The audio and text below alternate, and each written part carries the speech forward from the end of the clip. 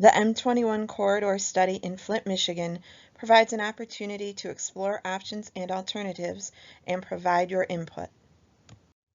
Before the interstate system, M-21 served as a coast-to-coast connector across lower Michigan. It provided a route for both people and freight in the early days of the automobile. The route originally ran between Holland and continued all the way to the Blue Water Bridge in Port Huron. Over time, pieces of the original M-21 route were incorporated into the modern interstate as part of I-196 between Holland and Grand Rapids and I-69 between Flint and Port Huron. Although the route itself has gone through several iterations, what remains today is a corridor that runs between Grand Rapids and Flint. In 1963, the Michigan State Highway Department, what we now call the Michigan Department of Transportation, conducted a study called Freeways for Flint. In 1960, the Flint urbanized area had approximately 278,000 residents living within its borders and expected to grow to over 400,000 by the 1980s. The purpose of that study was to address Flint's impending traffic congestion problem due to expanding development in the central business district and the booming auto industry. From that study, a recommendation was made to pair Court Street, M-21, with another local street, 5th, to create a one-way pair system that could accommodate more traffic without widening the existing route. The study identified 7 distinct districts that were accounting for roughly 30% of Flint's traffic: Turnstedt, Buick Motors, Chevy Assembly, Chevy Motors, Fisher Body, AC Spark Plug, and the Central Business District. Today, only the Central Business District and Chevy Assembly remain, albeit at a scaled-down version of what once existed. One piece from the 1963 Freeways for Flint study really stands out. Under a section of the study that goes into detail about growth within the city, there is a statement that is attributed to the city's master plan. The sentence is quite poignant. It states, "Most urban traffic problems derive principally from an attempt to serve today's traffic with yesterday's streets." At the time it was written, the focus was on capacity issues and traffic congestion.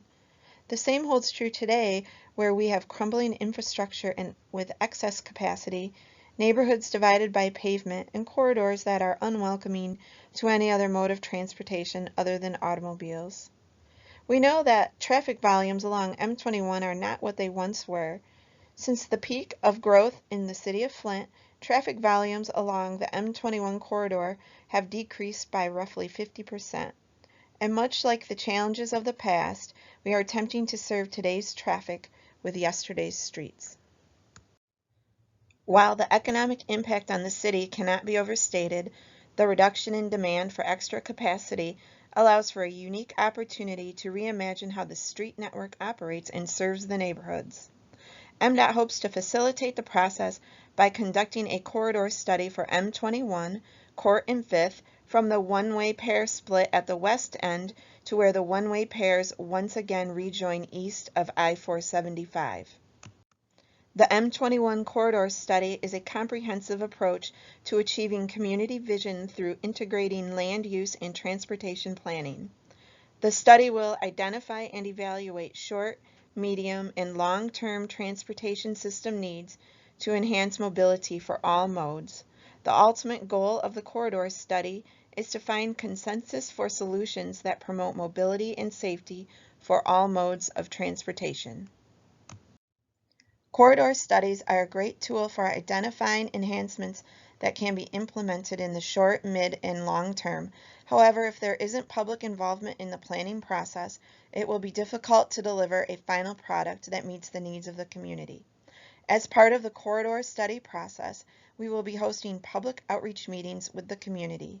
On May 11th, 2021 at 5 p.m., there will be a virtual public meeting to present traffic analysis and some conceptual design alternatives that will help create dialogue between MDOT and the community.